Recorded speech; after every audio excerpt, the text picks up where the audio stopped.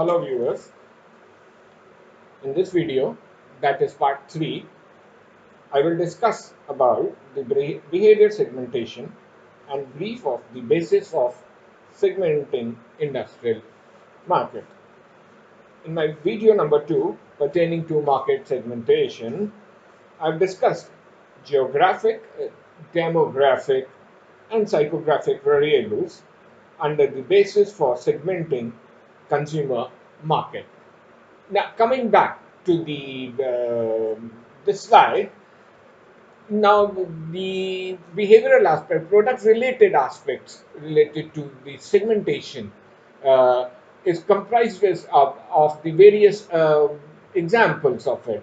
Uh, and this it is very important for us now to understand as to what that this behavioral segmentation means to us. Behavioral segmentation is a marketing strategy based on the actual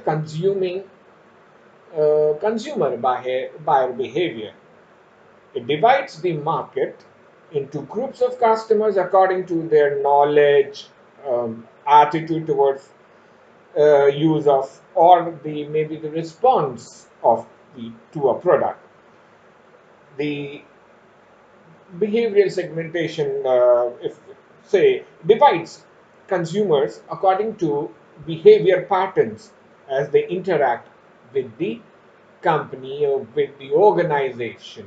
So basically, it is for a marketer, it is to understand the pattern of the behavior. However, the advantages of grouping customers into different segments based on their behavior could be one is personalization.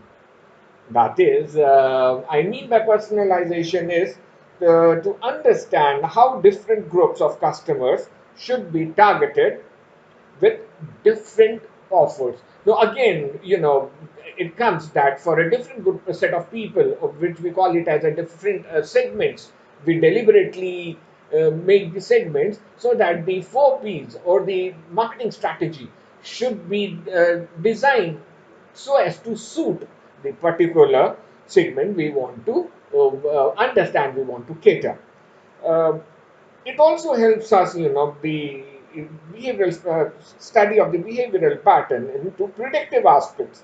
That is to use sometimes historical patterns to predict and influence future customers' behavior patterns. Now, again, the past data becomes very important for us as to how does this the behavior, if at all changing, and if changing, as to what are the various parameters on which, for example, if we talk about, there are cultural aspects, subcultural aspects, social aspects, and the over a period of time the value system changes. So this is again helps us in understanding as to, for example, from a joint family, the nuclear families are being formed, and more and more women, they are coming they're into their studying, they're getting education, and on the basis of that they are now again joining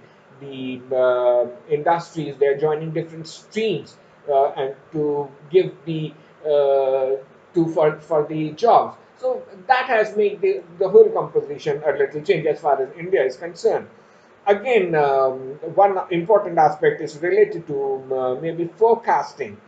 Now, looking at each segment patterns, one can identify the trends and more effectively plan for the future. So, understanding the behavior pattern again helps us in forecasting as to what would happen in the future. And one important again aspect advantage of the behavioral segmentation is the budget allocation. Since the marketer know which segment spend the most and how they spend, can better allocate his marketing efforts to target them. So it helps, and in budget allocation as to what is the trend in each market, and therefore marketing manager's job in allocating the budget which is limited, so he can as a marketing manager can wisely allocate the budget, looking into the situation as to what will be the behavioral pattern or the that is related to the buying pattern of the uh, consumers. So, the examples of behavioral segmentation have, as indicated in it, it is, there are various aspects to it. First is the occasion, whether it is a regular occasion or a special occasion. Now, with the regular occasion or the special occasion, whatever the case is, that is the various, you know, thought process. It goes into thought process. But occasion here, it means like buying on occasion is an important form of behavioral segmentation. Buyers can be grouped according to the occasions when they get idea, make a purchase, or use the product. For example, if say greeting cards, maybe any, maybe Archie's, maybe Hallmark, whatever. So these cards are made for almost every occasion to express oneself, so that the consumers, any occasion, they uh, they go to the retail outlets of these car manufacturers, and they and with the and they buy according to the suitability of the occasion to express themselves. So number two is benefit sort. Now, for these the various parameters which the consumer might look out for in buying a product, or in expressing the desire to buy the product, could be like convenience, whether he or she is buying for convenience, whether buying for prestige, economy in Indian context, because the Indian housewives, they are very particular about the economical aspects, and economy is as to they're looking out for certain, as to how much she's paying and what is she's getting value for money. Therefore, quality and the service. So there are various parameters. Now, several products are targeted towards the benefit sought by the customers. Like for example, if I said in today's scenario, the Colgate and the Pepsodent target the people who have sensitive teeth. So this is, so they are expressing their own way to target the same customers who are looking out for the, for the teeth, for the sensitive teeth they have. Third is user status. User status is like determining uh, users, the status will help figure out the best approach. For example, the non-users can be uh, converted into a user. Uh, so, f- like a potential user or a regular user, maybe a first-time user. So, it is very important for the marketing manager to understand as to what is the status of the person, so that the strategies may be designed. If I talk about, say, for example, the promotional aspects, so advertising. So it is very important when we make an advertisement, we should focus upon as to whether we are focusing on the non-users, or whether we are focusing on the regular users, maybe to retain those customers as well. Now, another important aspect is the usage rate. The usage can be demonstrated in the form of, say, heavy users, medium users, or lesser and light users, or a lesser usage. Uh, you know, for example, there are customers who use beauty products in abundance, while others use less of the beauty products. So one has to understand if those who are into fashion industry, or those who are into beauty products manufacturing. So they, they should look out for the see to as to how they have to convert the customers.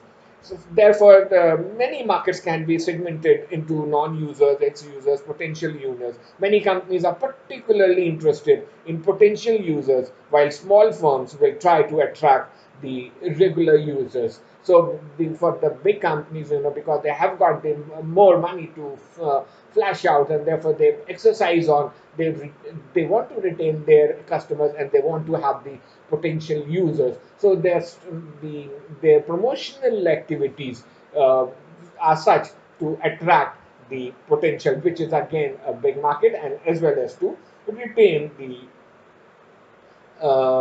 existing ones. Now, the next one is the usage rate. The user, sorry, yeah, loyalty status.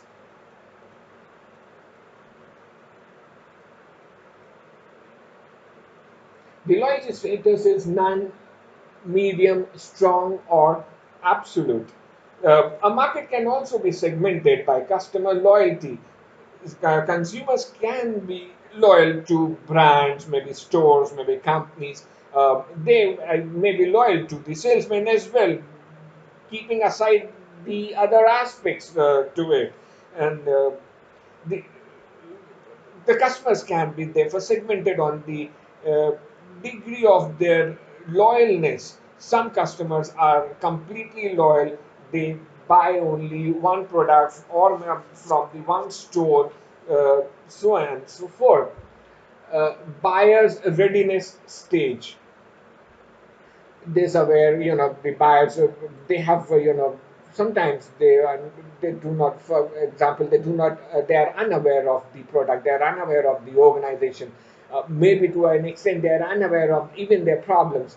Number two, they are aware, informed, interested, desirous, and enthusiastic. So the most easy is the enthusiastic buyer who is at the verge, as in when the gets to know about the product is bought. The main aspect is the customers, the potential customers who are at present, they are unaware of, of the maybe of the product, maybe of the organization. So the marketing manager's task is to convert these into interested and desirous. So at any time, people are in different stages of readiness to buy the product that is have written there. They're into different readiness stage. Some people are unaware of the product, some are aware, informed, and some want the product. Again, attitude plays a very important role. Now, positive attitude obviously helps. Neutral is whether the customer is in readiness stage or not. A negative attitude. This is something. This is considered to be a big hurdle in this. So the marketing manager's task, therefore, should be and is to convert this negative attitude into at least neutral, or and to a certain extent into a positive attitude. Now these are, these can be changed, because behavior can be changed at any moment of time, and therefore we are discussing, we are trying to understand as to what is the percentage of the people, the type of people as far as attitude is concerned in the segment which we want to cater or we are looking at. Involvement. Now, involvement is, if the person is having low involvement with the product, will not buy it. So, and if the involvement with the product is high, there are larger chances that the customer will buy the product. So it is very important to understand through the research also, because the low involvement, if this can be raised to a higher level, it will result in um the much closer to the sales. So this is about the behavioral aspect of the segmentation, that is product related. So these are more related with the association. Product related segmentation is the study of the product aspects with the aspects of the customers, as far as the geographic, demographic, and the psychographic. And these two are then, if we are able to study this, we can match and we can design our marketing strategy to sell the product. Now, basis for segmenting industrial market. This is one another aspect of it. by and large, because we are focusing on the consumer products and the marketing has been written on consumer products more, the focus is on consumer product, but we cannot ignore the industrial market as well. So a little brief understanding of what is the basis for segmented and industrial market. So what does it mean to us when we talk about an industrial market? It is like a business market is a very broad spectrum consisting of a large number of diversified categories. Product requirements, the response to a market stimuli, service needs, decision making process, and maybe buying situations, etc. of these different categories vary vastly. Uh, because the person is not there, the requirement of the industry, the requirement of the organization related to the most it is related to the manufacturing aspect.